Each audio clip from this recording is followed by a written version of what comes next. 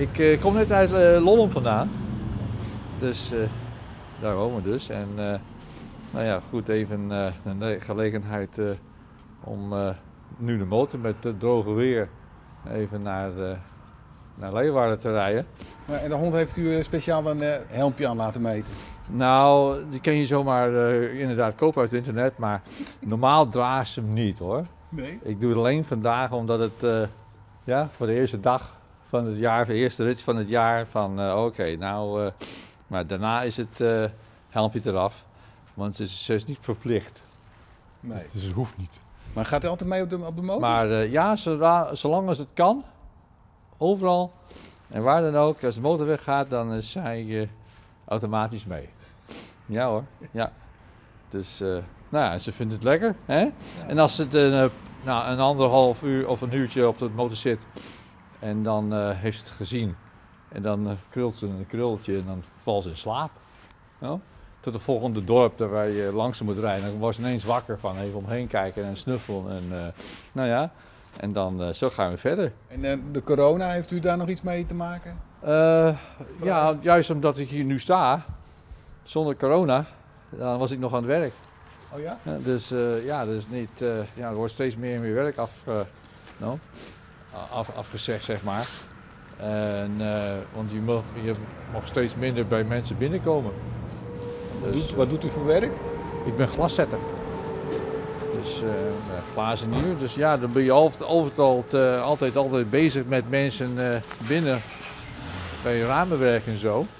Dus ja, en dan wordt het werk gewoon afgezet. Hè? En dan, ja, en uiteindelijk zei de baas van nou, that's it.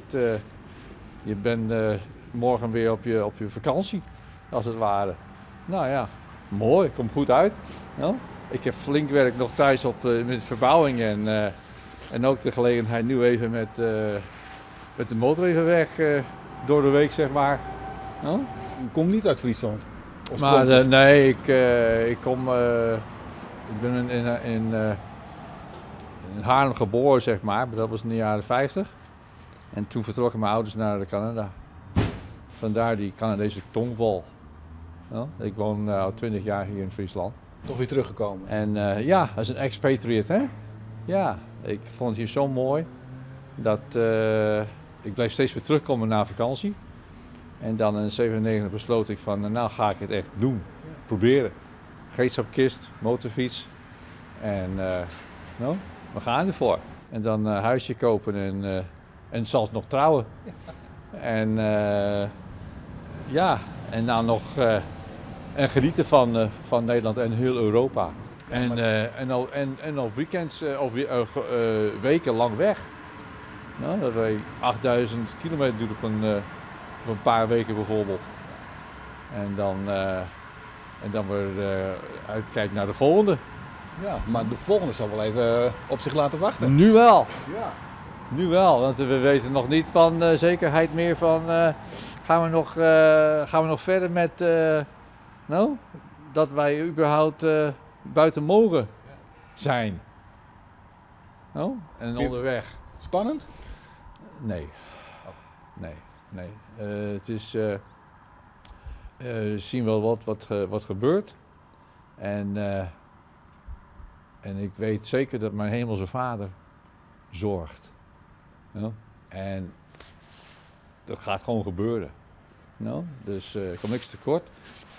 Mijn taak is hier, zeg maar, een deel van alles is zorgen dat het goed om me heen gaat. Hoe gaat het met de buren, hoe gaat het met mijn tante. No? En mezelf komt wel goed. Nou, mooie gedachten in deze tijden. Wel, nu helemaal, hè? Ja. Ja, als wij zo allemaal denken, dan goed, de ziekte dat haal je niet zomaar weg. Maar zo trekken we elkaar wel doorheen, denk ik. Hè? Dus wat mij betreft geen hamsteren of wat dan ook. Het is gewoon normaal doen. Hè? Zijn mijn tante, dat doe je al raar genoeg.